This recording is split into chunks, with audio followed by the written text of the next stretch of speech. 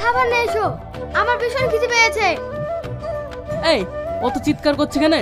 বই রাখ, হাত পা ধুয়ে আয়, এখনই তোর মা খেতে দেবে। নাও, দুই বাপ বেটা একসাথে খেয়ে নাও। জানো মা, আজ স্কুলে একটা মহিলা গিয়েছিল, তার ছেলের কথা বলছিল আর কাঁদছিল, তাই আমার টিফিন থেকে ওকে খেতে দিয়েছি। খুব ভালো করেছে সোনা। নে নে, তাড়াতাড়ি খেয়ে নে, অত পাকামো করতে হবে না। ওগো জানো, কাল বাদ দিয়ে পরশুদিন বাবুর জন্মদিন, তোমার মনে আছে তো? আমার ছেলের জন্মদিন, আর আমার মনে থাকবে না? না, তুমি 5 কাজের মানুষ তো, তাই বললাম। ঠিক আছে, তোমার আত্মীয়দের ফোন করে ইনভাইট করে দিও, আর আমার বন্ধুদের আমি জানিয়ে দেব। বাবু, তোর কোনো বন্ধু থাকলে বলে দিস। ঠিক আছে আব্বু।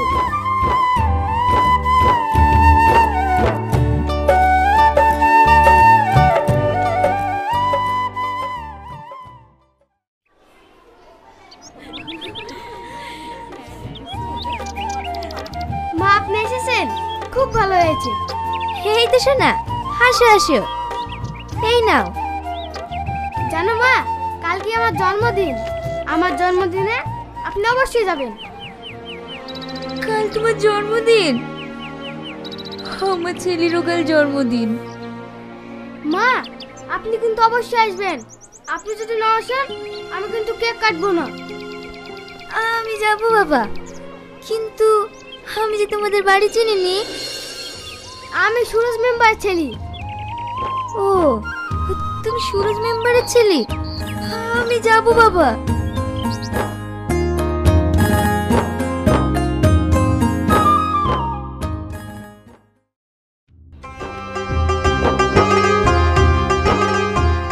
আপনারা কোথায় ঢুকছেন? সাহেব আজকে ভিক্ষা টিকা দেবে না। মানে আমরা ভিখারি না। তাহলে এখানে কি করতে এসেছেন? মেম্বারের ছেলের জন্মদিন তো, তাই। ও, খেতে এসেছেন তাই তো? মেম্বারের ছেলের কেক কাটা হয়ে যাক, তারপর গরিব মিসকিনদেরকে খাওয়াবে, তার মধ্যে ঢুকে খেয়ে নেবে। মানে আমি বলছিলাম। মানে কি বলতে চাইছেন আমি বুঝতে পারছি, কিন্তু এই পোশাক নিয়ে ঢোকা সম্ভব নয়। না হয় চলো আমরা চলে যাই। না না, রাজুকে আমি কথা দিয়েছি। এ কি করতে এসেছে? তাহলে কি? এই, ওদের ঢুকতে দে।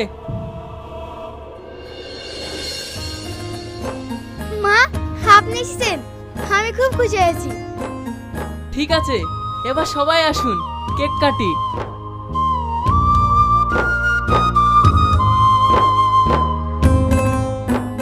থামুন, আপনাদের এখানে কে আসতে বলেছে? মা, আমি আসতে বলেছি ওদের। তুই চুপ কর। আর এটা গিফট, এত সস্তা গিফট আমার ছেলেকে? ম্যাডাম, আমাদের ভুল হয়ে গেছে, আমরা চলে যাচ্ছি। আপনি রাজুকে কিচ্ছু বলেন না।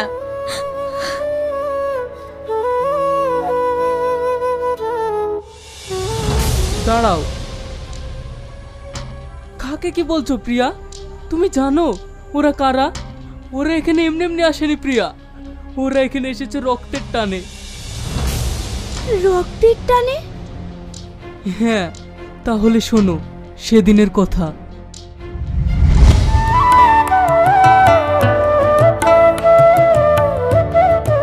কে ইয়াসিন?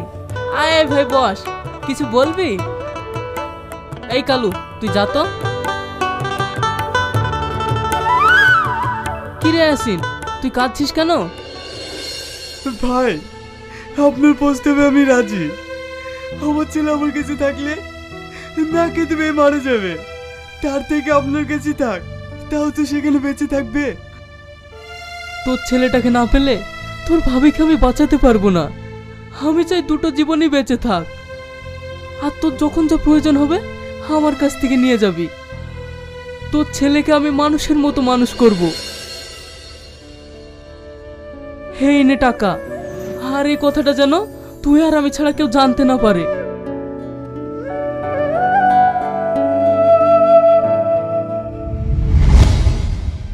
বোন, সেই দিন তোমার ছেলে মারা যায়নি, এই রাজুই তোমার হারানো মানিক। আমার হারানো মানিক, আমার সোনা, আমার মধু। মা, তোমরা কাঁদছো কেন? দেখেছো আজ আমার জন্মদিনে উপরওয়ালা কি সুন্দর গিফট দিয়েছে। আজ ঠিক আমার দুটো মা। হ্যাঁ সোনা।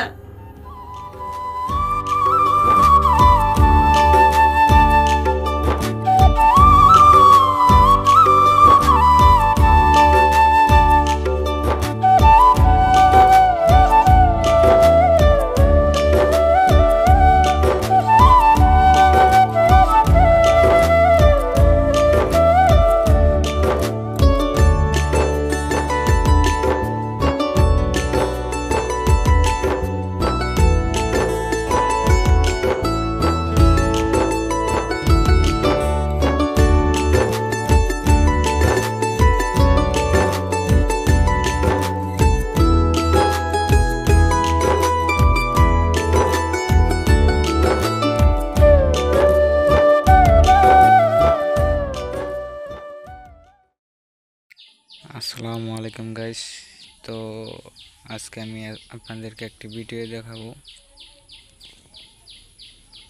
তো একটা জিনিস দেখাবো, তো এটা দেখবো কে কে চিনতে পারে। তো এটা আমাদের গ্রামের সবচেয়ে আকর্ষণীয় জিনিস। তো আপনারা যদি এটা নাম বলতে পারেন তাহলে তো কমেন্টে বলে যাবেন, আর যদি না বলতে পারেন তাও বলে যাবেন। তো আমি ইউটিউবে নতুন, তো ভাই চ্যানেলটি সাবস্ক্রাইব করে দিলে মনে করুন ছোটো ভাইটা, আপনার ছোটো ভাইটার অনেক শান্তি লাগতো আর কি। তো চলেন দেখে আসি। তো এটাকে কেউ চিনেন? দেখেন তো, এটা কিন্তু মুরগি। তো আমাদের গ্রামের ভাষায় মুরগি বলা হয় এটারে। এটাও মুরগি, মোরগ নাই এখানে। তো আমি আরেকটা জিনিস দেখাই।